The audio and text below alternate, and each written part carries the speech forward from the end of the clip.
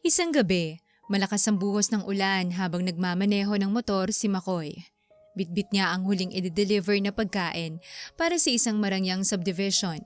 Basang-basa ang kanyang jacket, ngunit iniisip lang niya ang asawang si Ella at ang 4 na taong gulang nilang anak na si Mika. Pagkarating sa tapat ng isang malaking mansyon, nagmamadali siyang bumaba. Laking gulat niya nang lumabas sa magarang front door ang isang mayamang babae na ubod ng ganda. Hi! Salamat naman at dumating ka na. Kanina pa kita hinihintay. Wika ng eleganteng babae na nagbukas ng pinto. Nakangiti ito habang nakatingin ng makabuluhan kay McCoy. Nako, pasensya na po kayo ma'am kung natagalan ako. Malakas po kasi ang ulan sa daan. Medyo madulas po kaya dahan-dahan ang pagmamaneho ko. Alam niyo na po, safety first. Ayos lang. Ang mahalaga nakarating ka ng ligtas. Etong bayad ko at sa'yo ng sukli. Inabot ni Ruby ang 3,000 piso na labis-labis para sa presyo ng pagkain. Nagulat ang binata at agad na umiling. Naku ma'am, sobra-sobra po to. 500 pesos lang ho ang bill nyo. Hindi ko ho matatanggap ang ganito kalaking tip. Kunin mo na. Gusto ko lang maging mabait sa isang masipag na tulad mo. Huwag mo niyang tanggihan.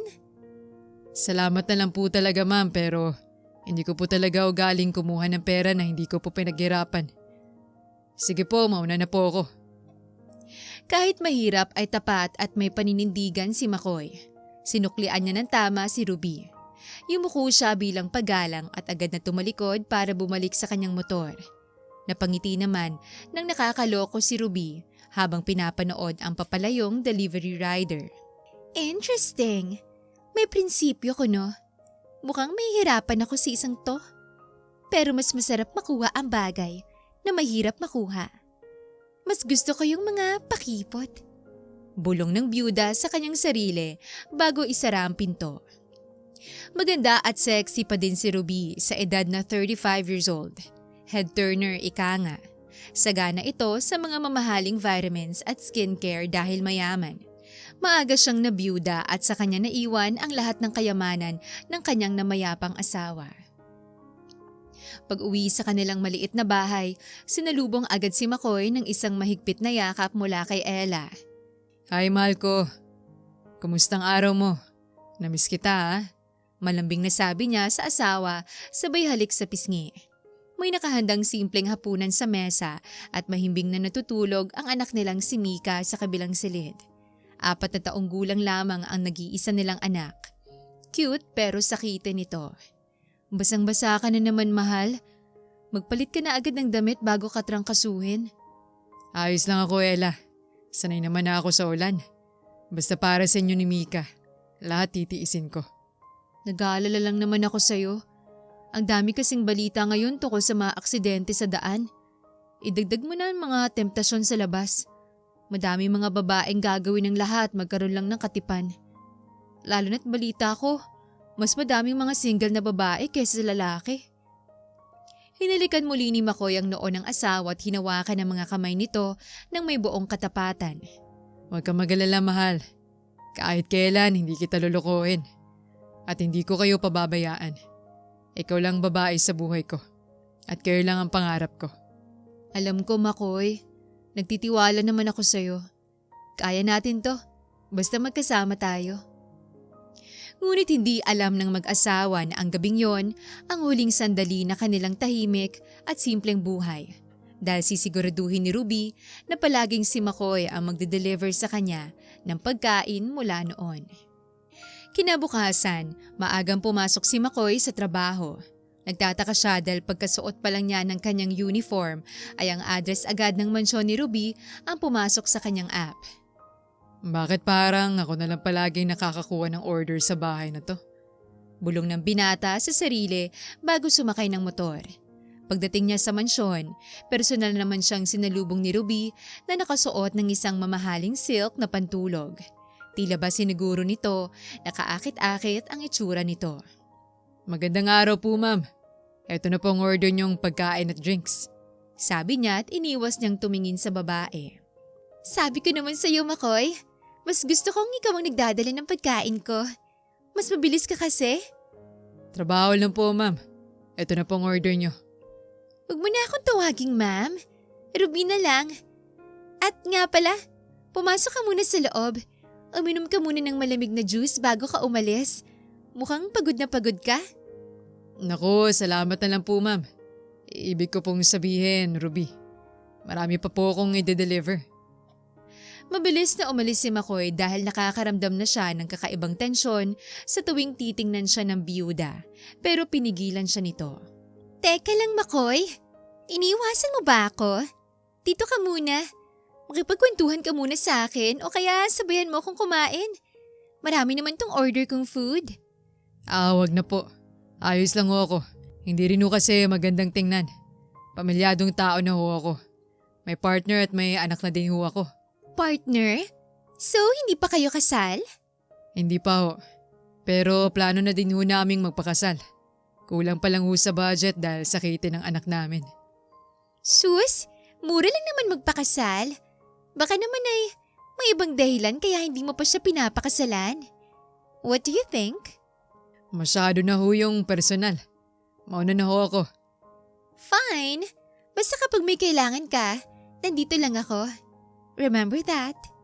Dali-daling umalis at umiwas si McCoy. Naiwang nakangisi ang byuda. Mahuhulog ka din sa akin, McCoy. Bulong nito. Pagdating ng gabi, pagod na umuwi si McCoy sa kanilang bahay. Ngunit pagpasok niya, nadatnan niya si Ella na umiiyak habang karga ang nanginginig na si Mika. Ella, anong nangyari? Bakit umiiyak ang anak natin? McCoy, biglang tumaas ang lagnat ni Mika. Kanina pa siya sumusuka at parang nahihirapang huminga. Baka may seizure na naman siya, McCoy. Anong gagawin natin? Dadali natin siya sa ospital. Alika, sumakay kayo sa motor ko. Mabilis nilang dinala ang bata sa pinakamalapit na pampublikong ospital.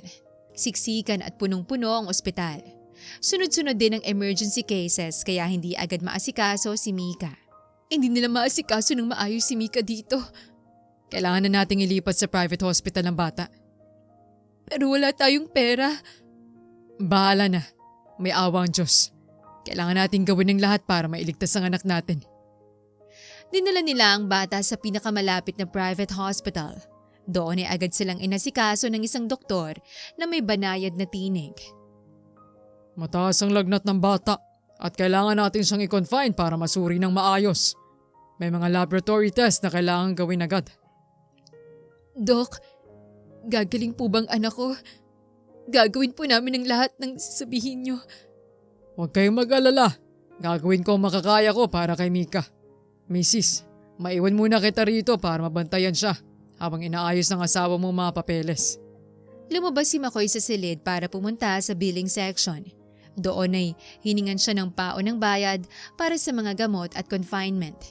Sinabi ng hospital staff na kailangan nila ng 10,000 piso para sa initial deposit at sa mga gamot na kailangang iturok ngayon din. Nanghina ang mga tuhod ni McCoy. Tiningnan niya ang laman ng kanyang wallet. 1,000 piso lang ang natitira doon. Pwede po bang bukas na lang ang iba? Delivery rider lang po ako. Wala po akong ganyang kalaking pera ngayon. Umiling ang hospital staff at sinabing pasensya na daw pero policy daw ng ospital na kailangang maibigay munang deposito bago ilabas sa mga gamot sa pharmacy. Napahawak sa kanyang ulo si McCoy habang naglalakad pabalik sa hallway. Kasabay nito, tumunog ang kanyang cellphone.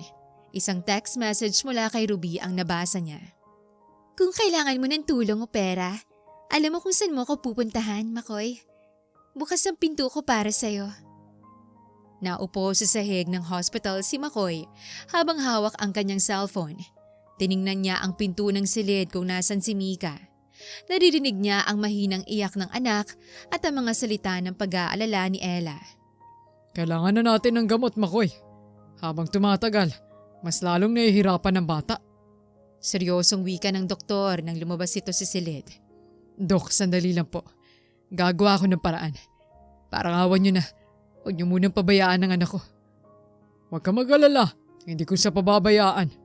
Gagawan ko ng paraan para masimula na ang mga laboratory exams sa treatment. Pero sana maayos mo agad ang deposito. Tumango si McCoy at mabilis na lumabas ng ospital. Sinubukan niyang tawagan ng ilang kaibigan at mga kamag-anak pero gipit din ng mga ito at walang maipahiram kaya iisa na lamang ang naiisip niyang paraan. Sumakay siya sa kanyang motor kahit nanginginig ang kanyang mga kamay. Wala na siyang ibang maisip na matatakbuhan. Agad siyang dumiretso sa mansyon ni Ruby. Patawarin mo ko, Ella. Patawarin mo ko. Paulit-ulit na bulong ni McCoy. Pagkarating niya roon, tila inaasahan na talaga ng biyuda ang kanyang pagdating. Nakabukas na ang gate at naghihintay si Ruby sa sala habang may hawak na baso ng alak. Alam kong darating ka, McCoy. Maupo ka muna. Ma'am Ruby, nakikiusap po ako. Kailangan ko po ng pera ngayon na. Nag-aagaw buhay po ang anak ko sa ospital. Kahit magkano po, babayaran ko po kayo. Kakayanin ko pong magtrabaho na kahit mahigit 12 oras, araw-araw para maibalik ang pera nyo. Naluluhang nakiusap ang binata, ngunit nanatiling kalmado ang mukha ng biyuda habang dahan-dahang lumalapit sa kanya. Mapang-akit ang suot nitong damit. Hindi ko kailangan ng bayad mo, McCoy. Napakaliit na bagay ng pera para sa akin. Pero alam mo naman walang libre sa mundong to. Diba? Inilapag ni Ruby ang isang makapal na sobre sa mesa. Kitang-kita ang mga bundle ng tig-1,000 piso sa loob nito. Ano pong kapalit nito, ma'am? Simple lang naman ang gusto ko. Isang gabi, McCoy. Manatili ka rito sa tabi ko ngayon. Maging mabait ka sa akin. At sa'yo ng lahat ng yan. Walang makakaalam. Hindi ko yan kayang gawin sa asawa ko. Pagtanggi ni McCoy. Whatever. I'm sick of your drama. Isipin mo ang anak mo, McCoy. Hahayaan mo ba siyang mapahamak nang wala kang ginawa? Hindi ba't ang isang ama handang gawin ang lahat para sa anak nito? Bakit niyo ito ginagawa? Simple lang ang sagot dyan at paprangkahin na kita. Gusto kita at hindi ako sanay na hindi nakukuha ang gusto ko. Napatitig si McCoy sa pera. Pagkatapos ay naalala niya ang mga huling sinabi niya kay Ella nang hindi niya ito lolokohin. Nagunahan ng mga luha sa kanyang mga mata habang unti-unting nadudurog ang kanyang prinsipyo. Patawarin mo ko, Ella. Para to sa ating anak. Muling bulong niya sa sarili bago dahan-dahang iniabot ang kanyang kamay kay Ruby at kinuha ang pera mula sa ibabaw ng mesa. Nang gabing yon ay nangyari ang hindi dapat. Magkasama sila sa iisang kwarto na ginawa ang mga bagay na dapat ay sa kanila lamang ni Ella. Kinaumagahan, mabilis na binalikan ni McCoy ang motor niya. Hawak niyang makapal na sobre habang walang tigil ang patak ng luha sa kanyang mga pisngi. Pakiramdam niya ay siya na ang pinakamasamang tao sa mundo. Ngunit wala na siyang oras para mag-isip pa. Dumiretso siya sa ospital at agad na binayaran ang buong deposito at lahat ng gamot para kay Mika. Pagpasok niya sa kwarto, gising na si Mika at nakasandal sa dibdib ni Ella. McCoy! Saan ka galing? Kagabi pa kita hinahanap pagkatapos mong umalis. Binigyan nila tayo ng palugat hanggang ngayong umaga. May dala ka na bang pera? Nakagawa ka ba ng paraan? Sunod-sunod na tanong ni Ella. Oo, Ella. Humingi ako ng tulong sa mga kasamahan ko sa trabaho. Nag-ambagan sila para sa atin. Salamat naman kung ganun. Mabuti na lang at mabait na mga kasamahan ko. May isa pa ngang nagpahiram sa akin ng extra para may pambili pa tayo ng gamot at mga ibang gastusin dito sa ospital. Pagsisinungaling ng binata habang hindi makatingin ng diretso sa mga mata ng asawa. Napakabubuting tao naman nila, mahal. Napakalaki ng utang na loob natin sa kanila. Hayaan mo, kapag nakabalik ako sa trabaho, tutulungan kitang mag-ipon para mabayaran sila. Masayang masaya si Ella, pero hindi niya alam ang tunay na pinanggalingan ng perang yon. Hindi nakasagot si McCoy. Niyakap na lang niya ng mahigpit ang mag-ina habang sumasakit ang kanyang dibdib sa matinding pagkakonsensya. Makalipas ang ilang araw, nakalabas na ng ospital si Mika. Mukhang maayos na ang lahat. Ngunit doon naman nagsimula ang tunay na kalbaryo ni McCoy. Habang naghihintay ng booking sa tabing kalsada, biglang tumunog ang kanyang telepono. Isang video call mula kay Ruby. Sana naman ay maayos na ang kalagayan ng anak mo, Makoy. Pero wag mong kakalimutan na may utang ka pa sa akin. Ho? Utang? Ang sabi niyo sa akin ay isang gabi lang ang kapalit ng pera na yun. What? May sinabi ba akong ganon? Wala kasi akong maalala. Pilyang sabi ng biyuda. Ma'am Ruby, nakuha mo na ang gusto mo ng gabing yon. Parang awa mo na. Pabayaan mo na ako. May pamilya ako. Natawa ng malakas si Ruby sa kabilang linya. Akala mo ganun lang kadali yon? Isang gabi lang? I'm sorry pero nagustuhan kita, Makoy. At ang mga bagay na gusto ko, hindi ko pinapakawalan. Pumunta ka sa mansyon ko ngayon din. O baka gusto mong ipadala ko kay Ella ang mga litrato natin nung gabing nasa mansyon kita? Litrato? Anong litrato? Gulat na tanong ni Makoy. Ay, oo nga pala. Hindi mo pala alam na puno ng camera ang kwarto ko? Heto, ipapadala ko sa'yo para naman may kopya ka din. Nanghina si Makoy nang makita sa screen ang mga kuhang larawan kung saan yakap niya si Ruby habang natutulog. Hindi to totoo. Okay ba? Ang ganda ba ng mga kuha natin? So paano? Ipadala ko na ba sa asawa mo? Huwag mong gagawin yan, Ruby. Parang awa mo na. Masisira ang pamilya ko kapag ginawa mo yan. O-orderin ko ang paborito mong pagkain. Hintayin kita sa mansyon ko pagkatapos ng shift mo. Doon tuluyang nabaon si Makoy sa patibong ng mayamang biyuda. Lingid sa kaalaman ng lahat, unti-unti nang pumapasok ang binata sa isang mamahaling buhay. May bagong relo, mamahaling gamit, at laging may dalang malaking cash. Nung una, nagsimula ang paglamig ng pakikitungo niya sa bahay dahil sa takot at konsensya, pero unti-unti na ding nilalamon ng karangyaan ang prinsipyo ni Makoy. Isang hapon, sa loob ng marangyang mansyon ni Ruby, nakatayo si Makoy sa harap ng malaking salamin. Suot niya ang isang mamahaling designer polo shirt at isang gintong relo na kumikinang sa liwanag ng chandelier. Hinahawakan niya ang tela ng damit na tila hindi pa rin makapaniwala. Bagay na bagay sa'yo, Makoy. Mukha ka ng mayaman at hindi isang delivery rider lamang. Wika ng biyuda habang dahan-dahang lumalapit sa likod ng binata at ipinatong ang mga kamay sa balikat nito. Ang bango pala ng ganitong tela at ang gaan sa katawan. Iba talaga kapag mayaman. Sabi ko naman sa'yo, lahat ng marangyang buhay na pangarap mo ay kaya kong ibigay, Makoy. Eto pa pala. Inilapag ni Ruby sa ibabaw ng mesa ang isang susi ng kotse at isang makapal na bundle ng pera. Napatingin doon si Makoy at sa pagkakataong ito, hindi natakot ang nakita sa mga mata niya, kundi kislap ng ambisyon. Para sa akin ba talaga ang lahat ng to, Ruby? Oo naman. Basta ba, mapasaya mo lang ako araw-araw. Sayong-sayo na yan. At kapag naging mabait ka pa sa akin, hindi lang yan ang makukuha mo. Kinuha ni Makoy ang pera at hinawakan ng susi ng kotse. Napangiti siya ng malawak. Isang ngiti na puno ng panandali ang ligaya at pagkalimot sa kanyang totoong estado. Salamat, Ruby. Hindi ko akalain na darating ang araw na magkakaroon ako ng ganito kalaking pera nang hindi napapagod sa init at ulan. Kaya huwag mo nang isipin ang lumang buhay mo. Dito, hari ka. Sa piling ko'y makukuha mo ang lahat ng gusto mo. Huwag ka mag-alala.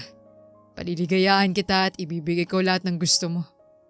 Niyakap ni Makoy si Ruby at sa sandaling yon, tuluyan nang nalunod ang kanyang konsensya sa tamis ng perang hindi niya pinaghirapan sa kalsada. Ang dating tapat na delivery rider ay unti-unti nang nag-e-enjoy sa marangyang buhay na handog ng biyuda. Masaya ang buhay na to. Matagal din naman akong naghirap. Ibinigay ko ang lahat ng pangailangan ng aking pamilya. Deserve ko din naman ang maging masaya. Dapat ay maintindihan nila ako. Hindi ko din naman sila pinababayaan. Basta ibibigay ko pa nga ang magandang buhay sa kanila ngayon. Bulong ni McCoy sa sarili na tila ba kinukumbinsi ang sarili na wala siyang ginagawang masama. Dahan-dahan na ring nagbabagong pakikitungo ng binata sa loob ng kanilang tahanan dahil sa labis na pagkasilaw sa pera at marangyang buhay. Isang gabi, naghanda si Ella ng paboritong hapunan ni McCoy. Kahit pagod galing sa pag-aalaga kay Mika, masaya siyang nag-abang sa sala. Pagpasok ni McCoy, hindi na itong dating asawa na excited siyang yakapin. Diretso ito sa lababo para maghugas ng kamay nang hindi man lang siya tinitingnan. Mahal, nagluto ko ng paborito mong sinigang. Sabay na tayong kumain. Kanina pa kita hinihintay. Busog ako, Ella. Kumain na ako sa labas kasama mga katrabaho ko. Ah, ganun ba? Sayang naman. Pero sige, kahit tabihan mo na lang kami ni Mika rito habang kumakain. Inilapag ni Ella ang mangkok sa mesa. Ngunit abala na si McCoy sa pagpindot sa bago nitong cellphone. Napansin ni Ella ang mamahaling relo na suot ng asawa. McCoy, hindi mo ba ako nadidinig? Iritang tanong ni Ella. Naririnig kita, pero pagod ako. Kararating ko lang. Hayaan mo naman akong magpahinga muna. McCoy, saan galing yung relong suot mo? Mukhang mamahalin yan ah. Binalot agad ng kaba si McCoy. Ngunit idinaan niya ito sa pagsusuplado at pagtataas ng boses. Ano ba, Ella? Peke lang to. Nabili ko lang sa bangketa malapit sa terminal. Bakit ba lahat na lang ng galaw ko pinapansin mo? Nakakasakal ka na ah. Halos pasigaw na sagot ni McCoy. Nagtatanong lang naman ako, mahal. Puro ka ganyan. Akala mo ba nagre-relax lang ako sa kalye? Muling singhal ni McCoy. Hindi naman sa ganon. Napapansin ko kasi nito mga nakaraang araw, palagi kang madaling araw kung umuwi. At kapag narito ka naman sa bahay, parang ang layo-layo ng iniisip mo.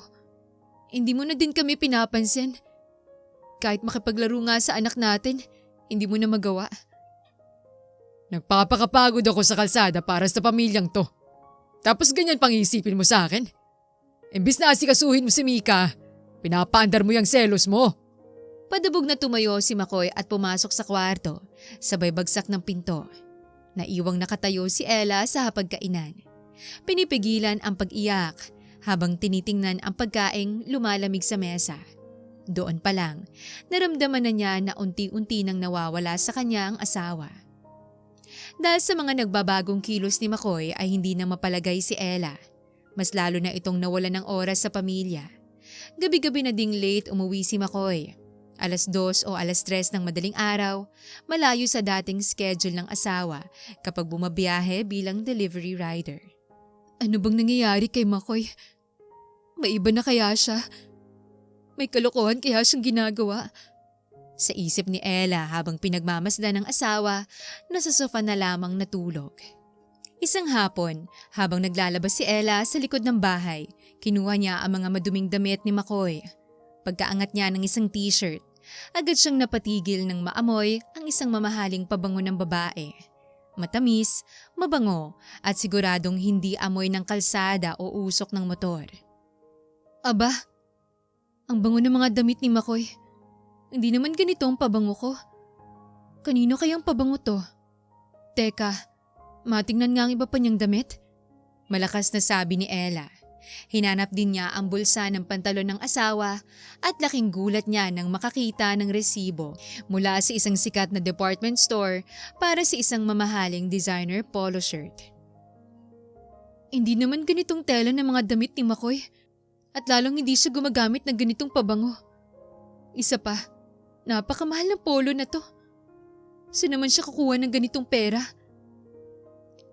Muling sabi ni Ella habang pilit na nilalabhan ang umaangat na kaba sa kanyang dibdib. Eksakto namang pumasok si McCoy sa pinto. Abala sa pagpindot sa isang bago at makintab na cellphone.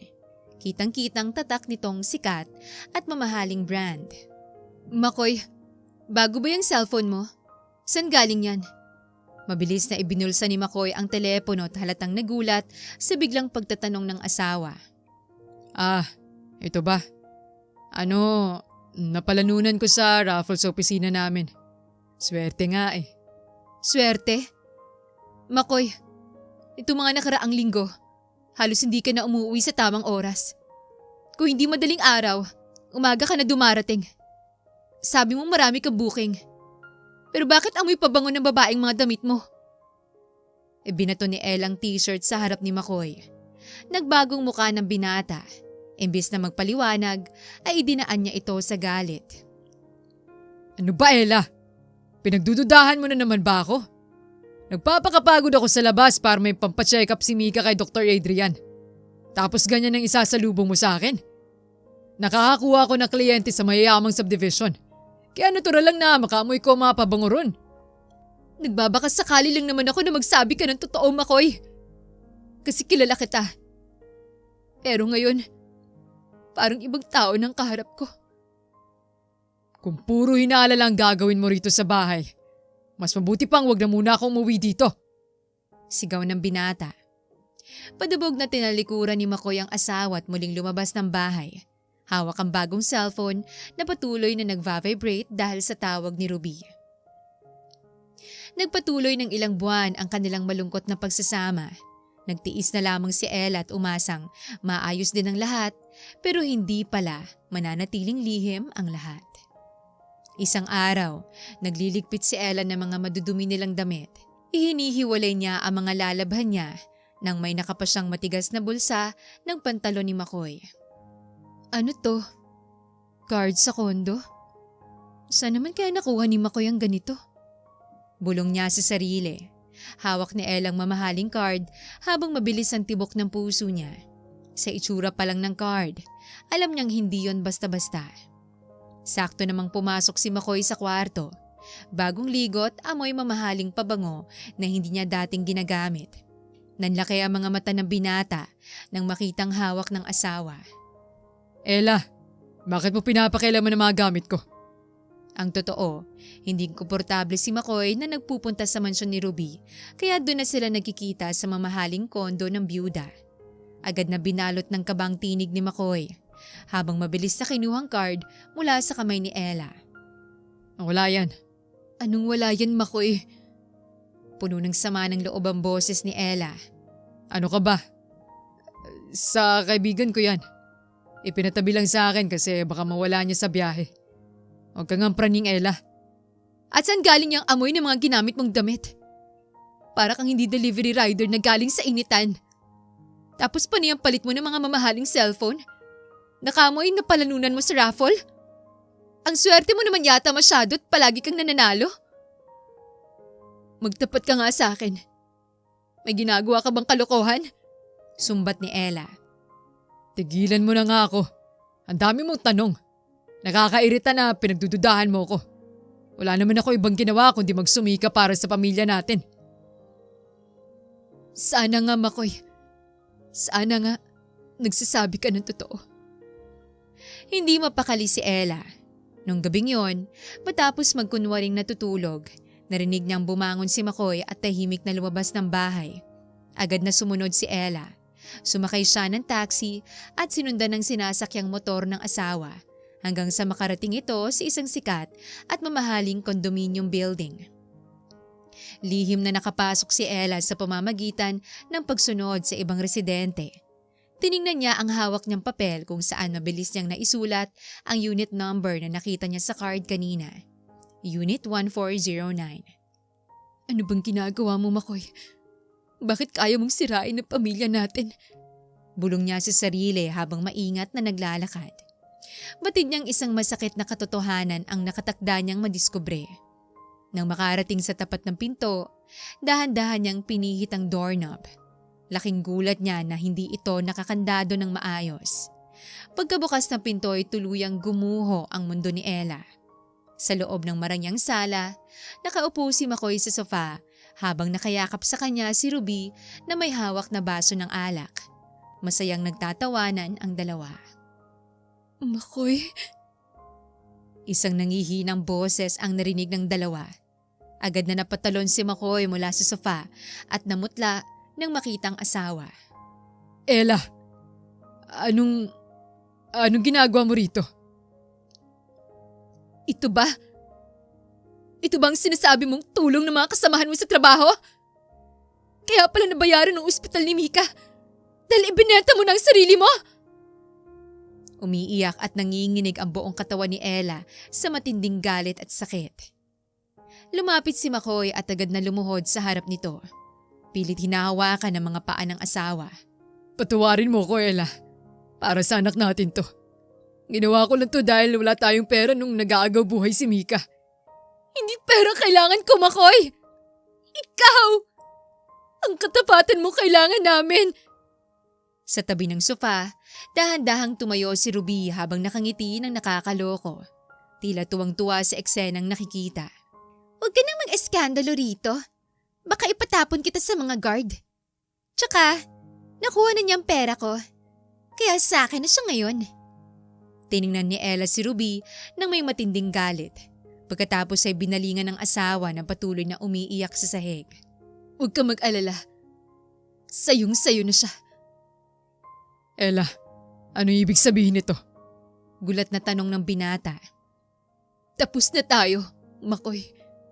Mabilis na tumalikod si Ella at patakbong lumabas ng kondo habang walang tigil ang kanyang mga luha. Ella, sandali lang! Pakinggan mo ko! Pasigaw na habol ni McCoy habang patakbong lumabas ng kondo. Iniwan niyang nakabukas ang pinto at hindi na pinansin si Ruby na natawa lang sa loob. Mabilis sa mga hakbang ni Ella papunta sa elevator hanggang sa makarating siya sa labas ng building. Sa gitna ng dilim at lamig ng gabi, biglang bumuhos ang malakas na ulan. Parang nakikiramay ang lahat sa bigat ng nararamdaman niya. Ella, patawarin mo ko. Ginawa ko lang naman yun para sa anak natin. Muling sabi ni McCoy. Nakaluhod na si McCoy sa basang kalsada. Duguan ang mga tuhod sa pagmamadali at umiiyak habang pilit na hinahawakan ang laylayan ng damit ng asawa. Bitawan mo ako, McCoy! Huwag mo nang idadamay si Mika sa kataksilan mo! Kasalanan mo lahat ng to! Sakim ka at baka sarili ka, kaya dapat kang magdusa. Pagbayaran mo mga kasalanan mo at huwag mo na akong hahawakan! Nakakadiri ka! Huwag, Ella. Parang awa mo na. Magbabago na ako. Babawi ako sa'yo. Sa inyo ni Mika. Pagmamakaawa ni McCoy. Kalimutan mo na kami ni Mika. Ikaw mismong sumira sa pamilya natin. Wala ka ibang dapat sisihin kundi ang sarili mo. Kung may konting delikadesa ka pa, liyuan mo na kami. Utang na loob! Puno ng galit na sabi ni Ella. Tinapik ni Ella ang kamay ng asawa at mabilis na sumakay sa isang dumaraan na taxi. Walang lingon niyang isinara ang pinto habang yakap ang sarili sa gitna ng matinding pag-iyak. Naiwang mag-isa si McCoy sa gitna ng kalsada, basang-basa ng ulan at bagsak ang magkabilang balikat. Doon lang niya napagtanto ang lahat.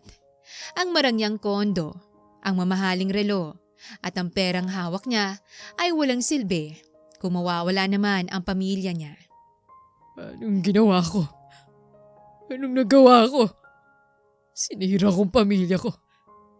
Anong klaseng tao ko? Napaka walang kwenta kong asawa at ama.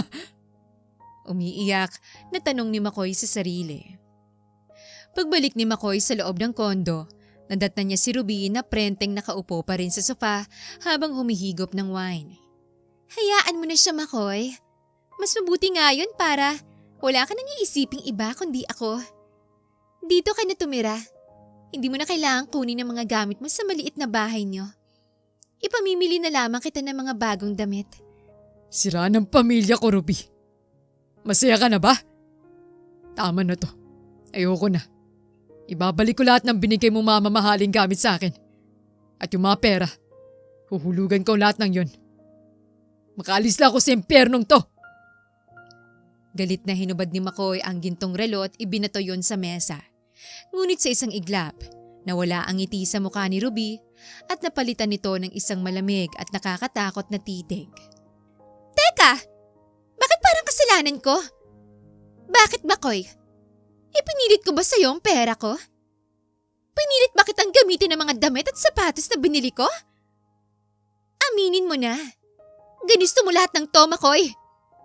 wala kang ibang sisisihin, kundi sarili mo.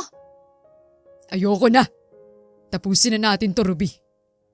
Akala mo ba ganun lang kadaling talikuran ako? Subukan mong iwan ako, Makoy. Sisiguraduhin kong hindi lang trabaho mong mawawala. Isang tawag ko lang sa mga tauhan ko at pwedeng mapahamak ang mag-ina mo. Natigilan si Makoy at nakaramdam ng matinding kilabot. Doon niya napagtanto nang akala niyang swerte ay isang malaking bangungot na tuluyan ng sumira sa payak, pero masayang buhay niya kasama si Ella at Mika. Huwag na huwag mong gagalawin ang mag-ina ko. Hindi kita mapapatawad kapag may nangyari sa kanila. Seryosong banta ni Makoy. Then be a good boy. Gawin mong lahat ng gusto ko at hindi tayo magkakaproblema. Kinabukasan, maagang bumalik si Makoy sa kanilang maliit na bahay. Umaasa siyang maayos pa ang lahat. Ngunit pagpasok niya sa sala ay tumambad sa kanyang bakanteng cabinet. Wala na roon ang mga damit ni Ella at Mika. Napaatras si Makoy. Ella, nasan kayo? Bulong niya habang nanginginig ang boses. Agad siyang dumiretso sa ospital kung saan nagpupunta si Ella para mapacheck up si Mika. Umaasang nandoon ang mag-ina. Sa hallway ng ospital, nakita niya si Ella na kausap si Dr. Adrian. Kitang-kita ang pag-aalaga ng doktor habang hawak ang maliit na kamay ni Mika upang patawanin ito. Lumapit si Makoy nang may galit at selo sa dibdib.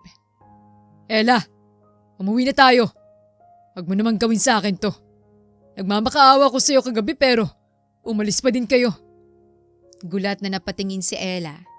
Habang mabilis namang humarang si Dr. Adrian sa pagitan ni Makoy at Ella. Sir, pakiusap lang. Hospital to at huwag kayong gumawa ng gulo rito. Kitang-kita kong natatakot ang bata. Huwag kang makialam dito, Doc. Asawa ko siya at anak kong hawak mo. Huwag mong sisigawan si Dr. Adrian, Makoy. Siyang nandito nung kailangan namin ng tulong. Habang ikaw ay nandun sa kama ng ibang babae. Matalim ang tingin ni Ella. Sa unang pagkakataon, nakita ni Makoy ang tatag at tapang sa mga mata ng asawa. Walang nagawa si Makoy kundi lumabas ng ospital. Doon pa lang ay bumuhos na ang mga luha niya na tanda ng kanyang pagsisisi. Samantala, sa loob ng kanyang kotse sa labas ng ospital, nakatanaw si Ruby habang may kausap sa telepono. Galit na galit ang mukha nito habang pinapanood ang binata. Wasakan yung reputasyon ng babaeng yan sa barangay nila. Ang sabi ng isang tauhan ko ay may kaibigan siyang doktor dyan sa loob. Yun ang gagamitin natin laban sa kanya. Ipakalat nyo na siyang may kabet at nanggagamit ng doktor. Kuhaan nyo sila ng mga litrato. Yung mga anggulo na madaling gawa ng kwento. At siguraduhin nyo ring matatakot sila. Makalipas ang 2 araw, nagising na lang si Ella na pinag-uusapan ng mga kapitbahay. May mga kumakalat na malisyosong litrato nila ni Dr. Adrian habang nag-uusap sa ospital at pinalalabas na iniwan niya si Makoy para si isang mayaman na doktor. Ako bang pinag-uusapan ng mga tsismosang to? Ako pa ba talagang nagloko? Kulang pa bang sakit na pinagdadaanan ko? Sunod-sunod na tanong ni Ella sa sarili habang nagpupunas ng luha. Hindi lang yon.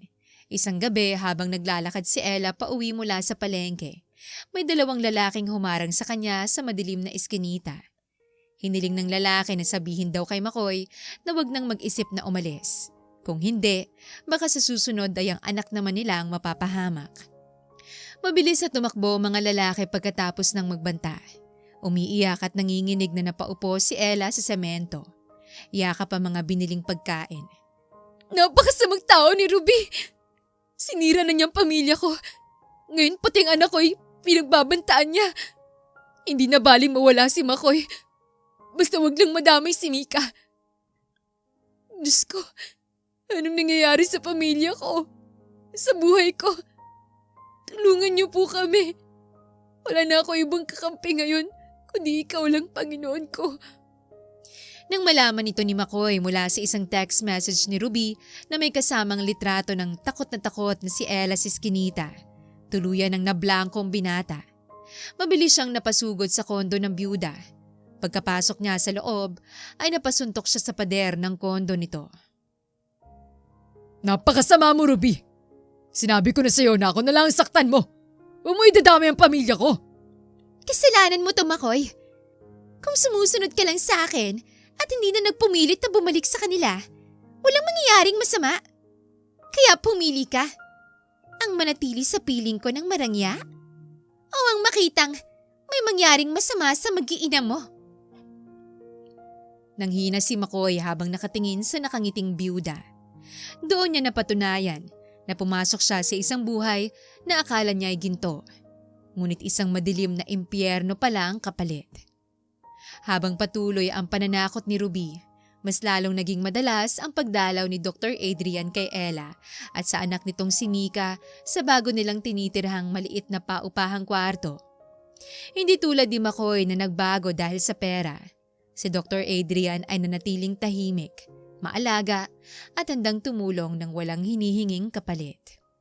Ella, ito nga palang mga karagdagang bitamina para kay Mika. Huwag mo nang isipin ang bayad. Sample lang yan mula sa klinik.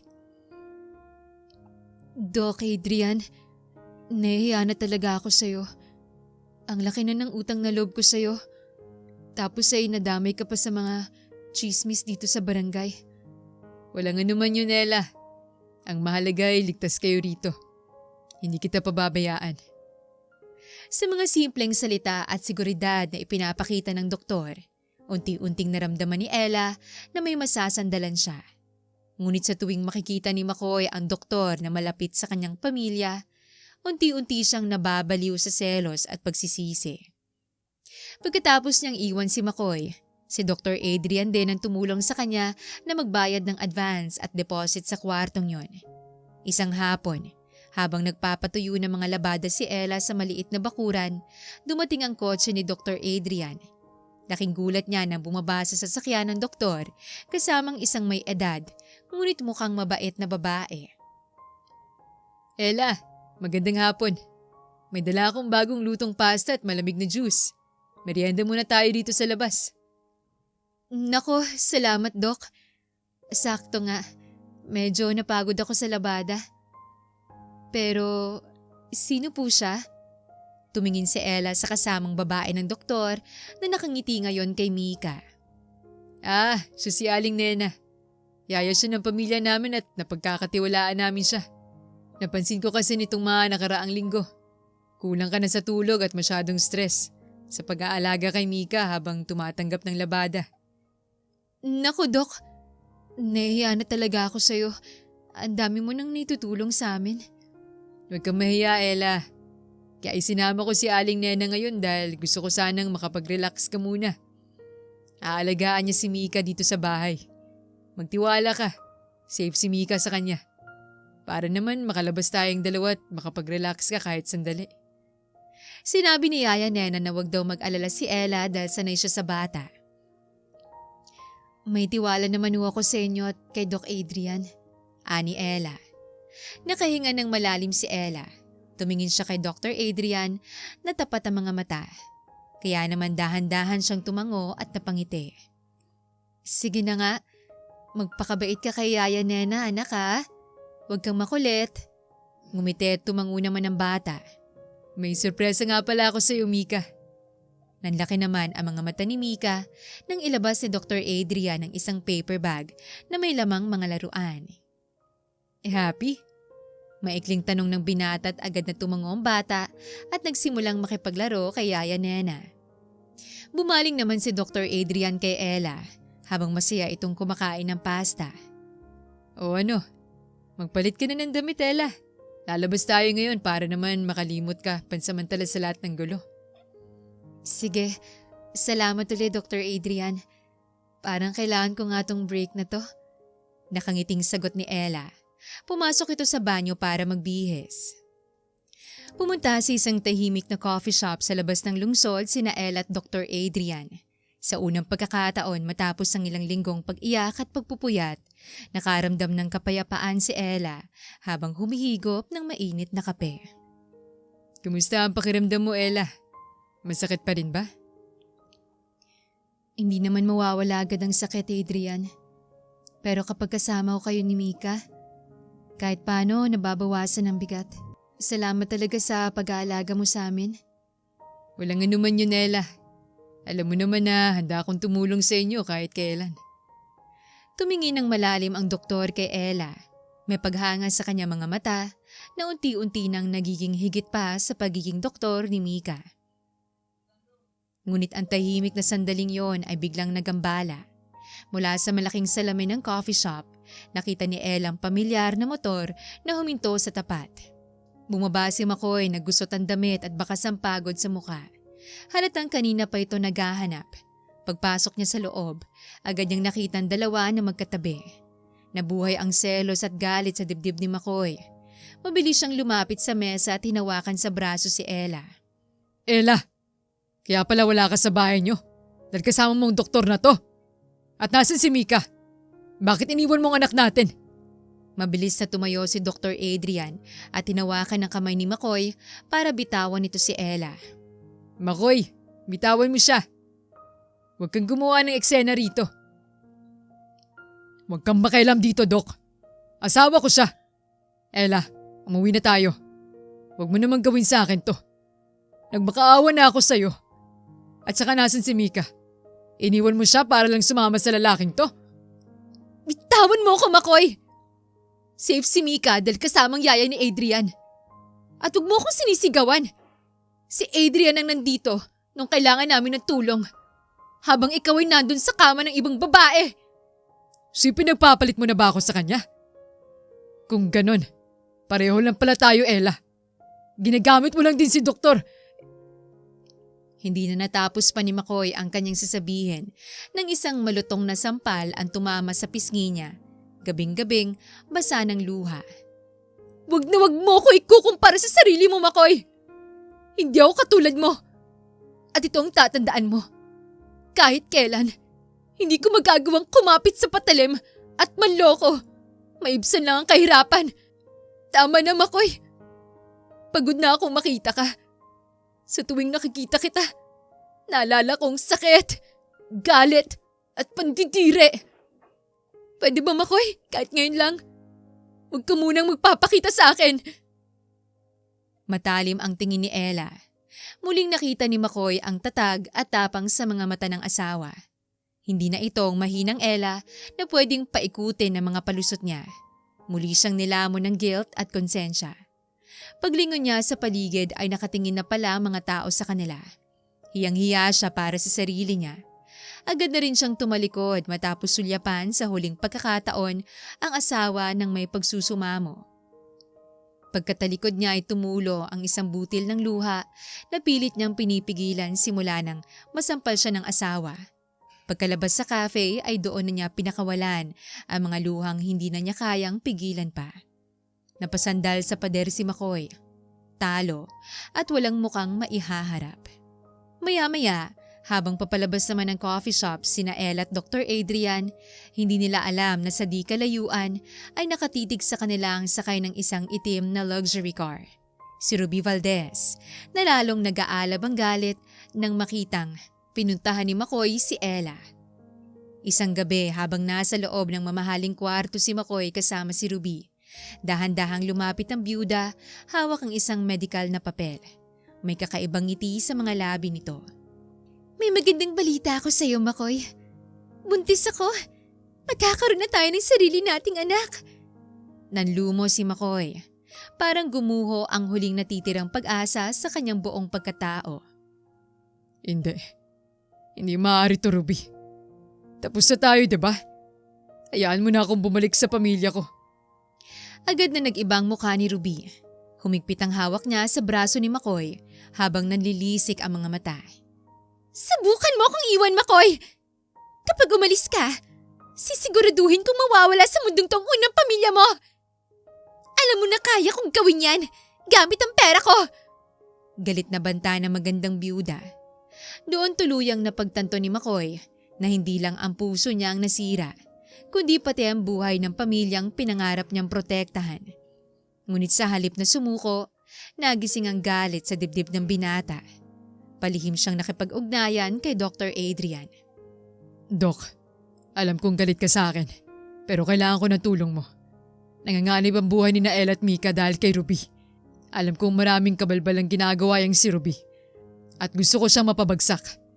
Ito lang nakita kong paraan para mailigtas sa panganib ang mag-ina ko at muli kaming mabuo. Dok, nagsusumamo ako. Tulungan mo ako makahanap ng mga ebidensya. Paano ko makakasiguradong hindi mo nasasaktan si Ella? Look, Dok. Sirang-sira na ako. Wasak na ang pamilya ko. Wala lang natira sa akin kundi damit ko na lang at ang motor ko. Walang patutunguhan ng buhay ko kung habang buhay na mawawala sa akin ng pamilya ko. Nawala ang direksyon ko ng buhay simula nang mawala sa akin si Ella. Pinapangako ko na pagkatapos nito, aayusin ko na ang mga problema ko. Lahat ay gagawin ko. Mapatawad lang ako ni Ella. Sige Makoy, makakaasa ka. Para sa kaligtasan ni Ella at Mika, tutulungan kita. Pero sana this time maging totoo ka na sa sarili mo. Dahil kung hindi, ako ang makakalaban mo. Makalipas ang ilang linggo, nagdaos si Ruby ng isang malaking charity event sa isang sikat na hotel. Naroon ang mga mayayaman niyang kaibigan at mga reporters. Habang nakatayo si Ruby sa entablado, nagbagong palabas sa malaking LED screen sa kanyang likod. Imbis na mga larawan ng kanyang kawang gawa na pakitang tao lamang, umalingaw-ngaw sa buong hall ang mga recording ng boses ni Ruby habang nagbabanta. Ang pag-amin ng mga lalaking nananakot kay Ella at ang lahat ng ebidensya ng kanyang mga kalokohan. Pati ang mga ibang kalokohan nito na nadiskubre ni McCoy ay isinama na din nila sa video. Patayin niyo yan! Itigil niyo ang palabas sa screen! Nagsisigaw si Ruby habang nagkakagulo ang mga tao at nagsisimulang kumuha ng video ang mga reporter. Sa gilid ng entablado, nakatayo si McCoy kasama si Dr. Adrian at ang mga pulis. Sa sobrang galit at obsession, tumakbo si Ruby palabas ng hotel at dumiretso sa parking lot. Agad na pinuntahan ni Ruby si Ella sa bahay nito. Sakto naman na naglalakad si Ella sa kalye galing sa butika. Mamamatay kayong lahat! Gigil na sabi ng byuda. McCoy! Napasigaw si Ella habang nakatitig sa paparating na sasakyan. Ngunit bago pa tumamang kotse, mabilis na tumakbo si McCoy at buong lakas na sinalong asawa upang maitulak ito sa gilid. Isang malakas na kalabog ang yumanig sa buong parking lot. Tumalsik si McCoy at dugo ang bumagsak sa semento. Agad na pinalibutan ng mga pulis ang kotse ni Ruby at binasag ang bintana nito para siya'y arestuhin. Patakbong lumapit si Ella sa dugoang asawa. Umiiyak habang ipinapatong ang ulo ni McCoy sa kanyang kandungan. McCoy, gumising ka! Huwag mo kaming iwan! Akala ko may babawi ka pa sa amin ng anak natin. Huwag mo naman akong saktan muli sa ganitong paraan. Parang awa mo na. Gumising ka! Mahal pa rin kita. Gumising ka, please. Dahan-dahang dumilat si McCoy. Ella, sorry. Sinira ko ang pamilya natin. Patawarin mo ko. Nangihinang wika ng binata bago tuluyang nawala ng malay. Habang ang tunog ng ambulansya at pulis ay pumuno sa madilim na gabi. Makalipas ang ilang oras na tila walang katapusang paghihintay sa labas ng emergency room, lumabas din si Dr. Adrian na bakas ang pagod sa muka. Agad siyang nilapitan ni Ella na mugtong-mugto mga mata, habang kargang natatakot na si Mika. Doc Adrian, kamusta pong asawa ko? Mabubuhay ba siya? Ligtas na si McCoy, Ella. Malubha ang mga bali niya sa katawan at marami siyang dugong nawala. Pero matatag ang puso niya. Nalampasan niya ang kritikal na kondisyon. I'm sure makaka-recover din siya agad. Salamat. Tipid na sagot ng dalaga. Nakahinga ng maluwag si Ella at napaupo sa upuan habang yakap ng mahigpit ang anak. Kahit nasaktan siya ng husto sa kataksilan ni McCoy, hindi niya kayang makitang mawala ito, lalo na't itinaya ng asawang sariling buhay para iligtas siya. Samantala, mabilis na kumalat sa mga balitang pagka-aresto kay Ruby Valdez. dahil sa bigat ng mga ebidensyang nailabas sa LED screen at ang mismong pagtatangka niyang pagsagasa kay Ella sa harap ng maraming saksi. Walang nagawa ang yaman ng biyuda. Agad siyang dinala sa kulungan ng walang piyansa. Ang marangyang buhay na ipinagmamalaki niya ay napalitan ng malamig na rehas. Agad yung nabalitaan ni Ella. Mabuti na lang at pinagbabayaran na niya ngayon lahat ng kasalanan niya. Bulong niya. Lumipas ang ilang buwan, matagal na namalagi si McCoy sa ospital para magpagaling. Sa mga panahong yon, palaging nandoon si Ella para asikasuhin ang mga pangangailangan niya. Ngunit nanatiling malamig ang pakikitungo nito sa kanya. Walang kibuan, walang lambingan. Puro obligasyon lang dahil ama siya ng anak nito. Tulad na lamang ng isang umaga na bumili ito ng pagkain. Kumain ka muna, hetong sopas. Malamig na sabi ng dalaga sabay abot ng pagkain. Maraming salamat. Halika, sabayan mo na ako.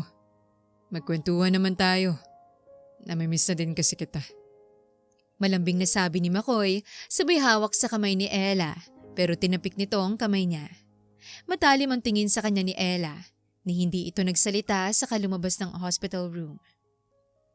Isang hapon, bagong araw ng paglabas ni McCoy sa ospital, naupo si Dr. Adrian sa tabi ni Ella sa may hardin.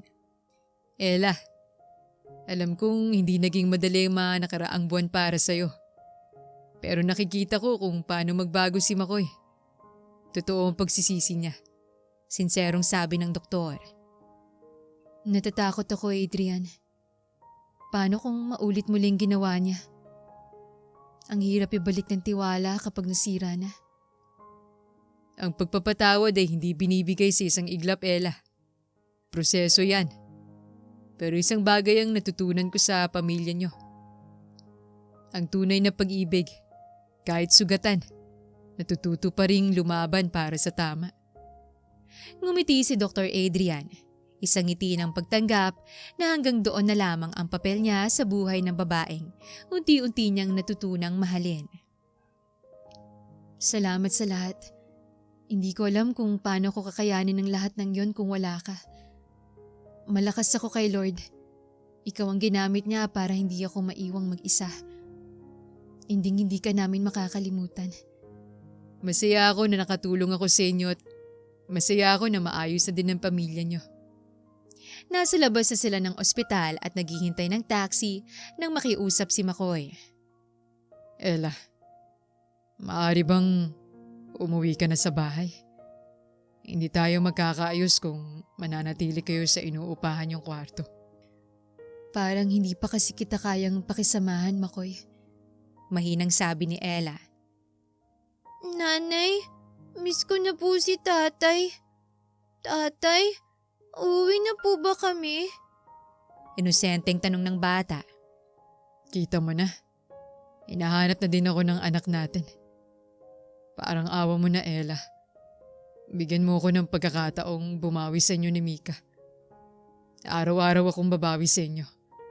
Pasasayahin ko kayo sa abot ng makakaya ko. Marahang tumango si Ella at wala na din siyang nagawa dahil hindi niya kayang tiisin ang kanyang anak. Nang araw na yon ay bumalik sila sa kanilang maliit at simpleng bahay. Wala nang mamahaling relo, wala ang kotse, at wala ang mga mamahaling damit. Balik si McCoy sa pagiging ordinaryong mamamayan na nagpapagaling pa ng mga sugat. Habang nakaupo si McCoy sa gilid ng kama, dahan-dahang lumapit si Ella at inabutan siya ng isang basong tubig. Tumingin si McCoy sa asawa. Basa ng luha ang mga mata. Ella, alam kong hindi sapat ang salitang sorry sa lahat ng lungkot at sakit na dinulot ko sa inyo ni Mika. Pero ipinapangako ko, habang nabubuhay ako, hindi ko na muling pipiliin ang pera kaysa sa inyo. Magtatrabaho ko ng marangal, kahit magkahirap-hirap ako. Hindi nakasagot si Ella. Sa halip, dahan-dahan niyang binitawan ng baso at dahan-dahang isinandal ang kanyang ulo sa balikat ng asawa. Sumunod naman si Mika na yumakap sa mga binti ng kanyang ama. Naiyak na lang ng tahimik si Ella habang yakap ang kanyang pamilya. Alam niyang matatagalan pa bago tuluyang maghilom ang sugat sa kanyang puso. Ngunit sa gabing yon, sa loob ng kanilang maliit at payak na tahanan, naramdaman niyang muli ang totoong seguridad. Ang seguridad na hindi kailanman mabibili ng salapi. Pero ang pakiramdam na yon ay hindi rin nagtagal. Naramdaman ni McCoy na may mga araw pa rin na mailap sa kanyang asawa. Mahal, tabihan mo ako dito. Manood muna tayo ng TV. Aya ni McCoy. Marami pa akong gagawin. Malamig na sabi ni Ella. Ganun ba? Pasensya ka na at hindi pa kita matulungan sa mga gawaing bahay. Hindi pa kasi ako fully recovered pero huwag ka mag-alala. Kapag gumaling na ako naman ang gagawa ng lahat ng kailangan tapusin dito sa bahay. Nihiyang sabi ni McCoy at tumango lamang si Ella. Isang gabi, naiwan si McCoy na nakatitig sa asawa habang dahan-dahang gumagalaw ang mga kamay nito para ayusin ang kanyang kumot. Kahit magkasama na silang muli sa maliit nilang kwarto, ay ramdam pa rin ni McCoy ang pader na nakatayo sa pagitan nilang dalawa. Ella, galit ka pa rin ba sa akin? Tanong ng lalaki na halos pabulong na dahil sa takot na baka lumayo na naman ang asawa. Hindi madaling makalimot, McCoy. Sa tuwing ipipikit ko ang mata ko, naalala ko pa rin yung gabi sa kondo. Pero nung sinalo mo ko nung sagasaan ako ni Ruby, nakita ko na mas mahalaga pa rin kami ni Mika sa'yo kasi sa sarili mong buhay. Salamat dahil binigyan mo pa ako ng pagkakataon na mapatunayan ang sarili ko. Hindi ko nasasayangin to. Hinawakan ni McCoy ang kamay ni Ella at sa pagkakataong ito, hindi na ito binawi ng babae. Mas sumigpit pang ang hawak nito habang patuloy na tumutulo ang mga luha sa kanilang mga mata. Huwag mo na ulit sisirain ang tiwala ko.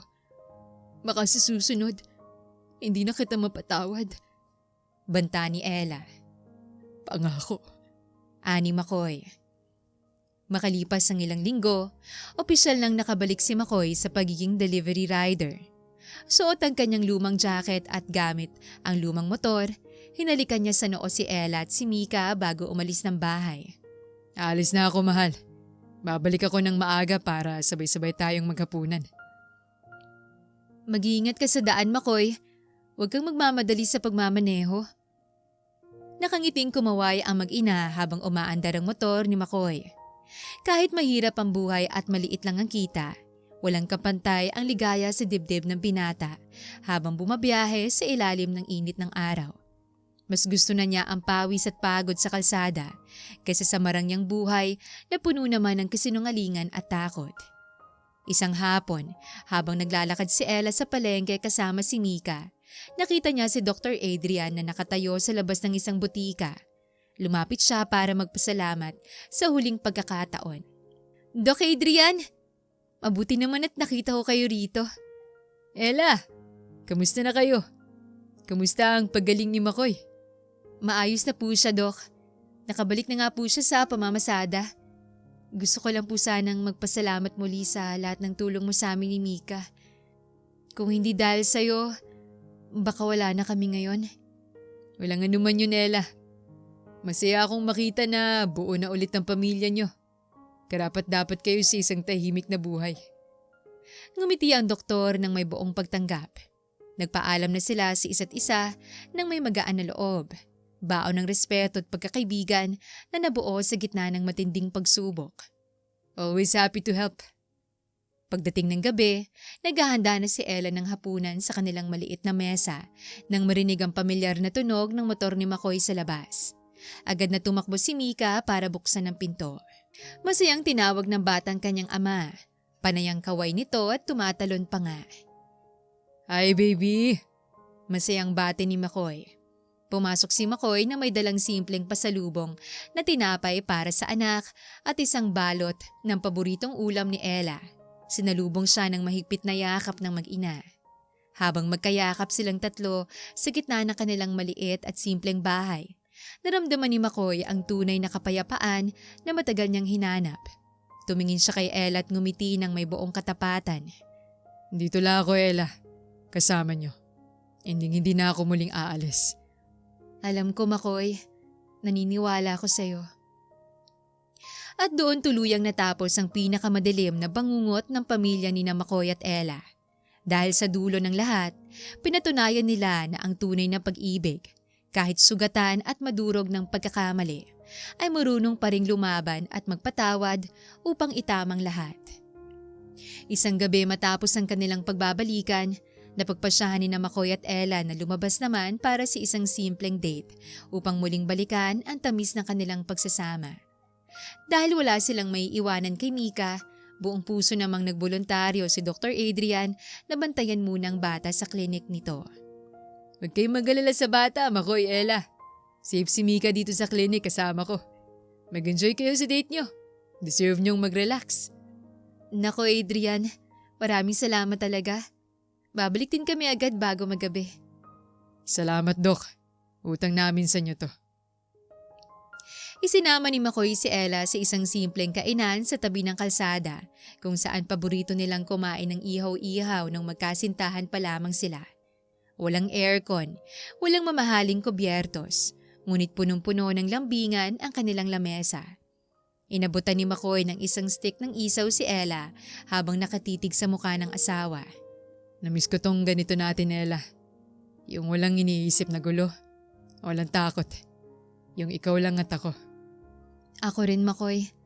Ang tagal nating hindi naupo ng ganito na magkaharap at nakangiti. Parang bumalik tayo nung mga panahon na bago pa tayo nagkaproblema. Ipinangangako ko sa'yo. Simula ngayon, ganito na tayo palagi. Pagsisilbihan kita araw-araw. Matapos kumain, naglakad-lakad ang dalawa sa may liwasan habang magkahawak kamay. Huminto sila sa ilalim ng isang maliit na poste ng ilaw. Dahan-dahang inayos ni Makoy ang ilang hibla ng buhok ni Ella na humarang sa mukha nito bago ito hinalikan ng matamis at marahan sa noo. Salamat sa pagbalik, Makoy. Salamat dahil inintay mo ko, Ella. Mahal na mahal kita. Yumakap ng mahigpit si Ella sa dibdib ni Makoy habang nakapulupot naman ang mga braso ng binata sa kanyang asawa. Sa maikling gabi na yon, naramdaman nilang dalawa na tuluyan ng natunaw ang lamig sa kanilang mga puso bago pa man dumating ang araw na kanilang muling pagpapakasal. Kayo ni Mika ang buhay ko, bulong ni Ella. At ikaw lang nais kong makasama hanggang sa pagtanda ko. Dagdag naman ni Makoy. Makalipas ang isang taon, tuluyan ng naghilom ang mga sugat ng nakaraan. Bumalik na sa dating sigla ang pamilya ni Makoy at Ella. Tuwing umagay naririnig muli ang tawanan sa loob ng kanilang maliit na tahanan habang nag-aalmusal. Malayo sa lungkot at panlalamig na dumaan sa kanila noon. Isang hapon, naisipan ni Makoy na dalhin sina Ella at Mika sa isang simpleng parke kung saan madalas silang mamasyal nung nagsisimula pa lamang silang magkaibigan. Bumili si Makoy ng sorbetes para kay Mika at bumaling sa asawa na nakaupo sa ilalim ng puno. Ella, naalala mo pa ba nung una tayong pumunta rito? Walang-wala pa ako nun, pero tinanggap mo ako ng buong-buo. Oo naman, Makoy. Dito mo rin sa akin sinabi na gagawin mo ang lahat para sa pangarap nating pamilya. At tinupad ko naman. Kaya lang naligaw ako ng landas. Nasaktan kita ng husto.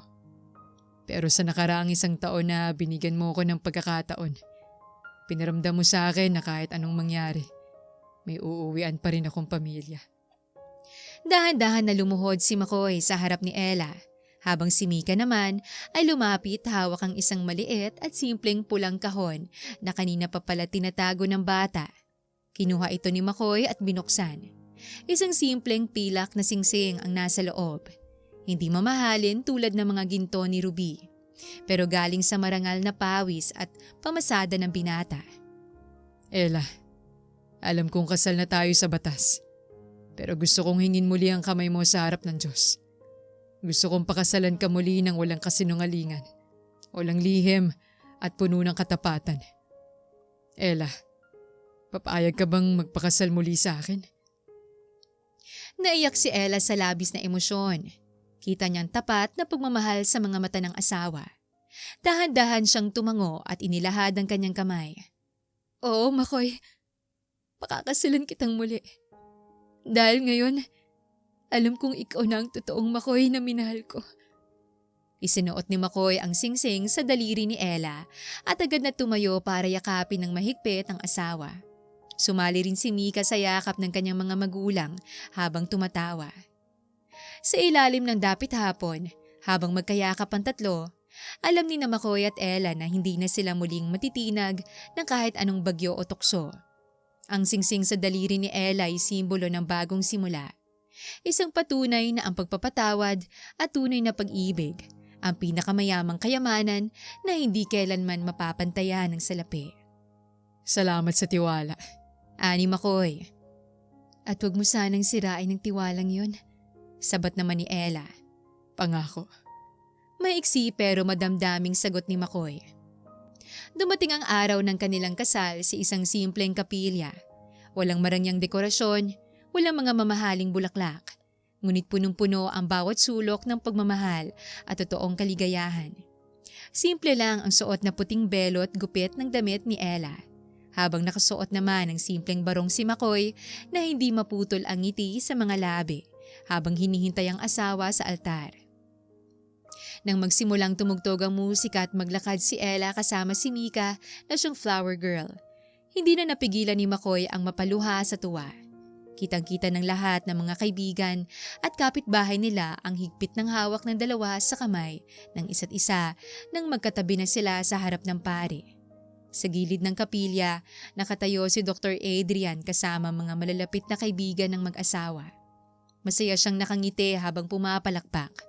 Baka sa kanyang mga mata ang tunay na kapayapaan at pagtanggap dahil sa wakas ay nakita niyang muli ang buong ningning ng ngiti sa mukha ni Ella. I love you, Ella. Sabi ni Makoy. Mahal na mahal din kita. Emosyonal na tugon ni Ella. Matapos ang seremonya, nagsisigawan at nagpapalakpakan ng lahat ng mga bisita habang naglalakad palabas ng simbahan ng bagong kasal. Sumasayaw pa ang mga kaibigan ni Makoy na mga kapwa delivery rider habang itinataas ang kanilang mga helmet bilang pagsalubong sa mag-asawa. Ang ganda-ganda mo ngayon, Ella. Ako na ata ang pinakamaswerteng lalaki sa mundo. Mas maswerte ako, Makoy, dahil binuo mo ulit ang pamilya natin. Bago tumuloy sa simpleng salo-salo sa tapat ng kanilang bahay, lumapit si Dr. Adrian para bumate at makipagkamay sa dalawa. Best wishes sa inyong dalawa, Makoy, Ella. Napakaganda ng kasal niyo. Maraming salamat, Doc. Salamat sa lahat-lahat. Salamat, Adrian. Malaking bahagi ka ng saya namin ngayon. Nagpaalam ang doktor ng may magaan na loob habang pinapanood ang mag-asawa na sinalubong agad ng yakap ng mga kaibigan nila para sa mga litrato.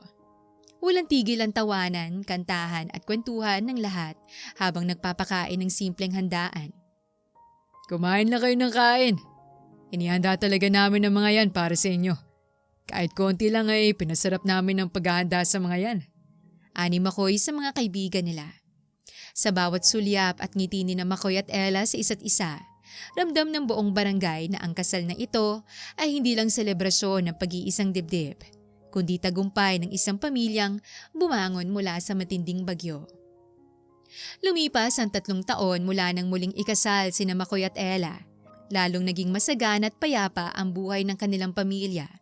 Mas lumaki na rin ang kinikita ni Makoy sa pamamasada dahil na-promote siya bilang supervisor sa kanilang hub, habang si Ella naman ay abala sa pinatatakbo nitong maliit na sari-sari store sa harap ng kanilang bahay.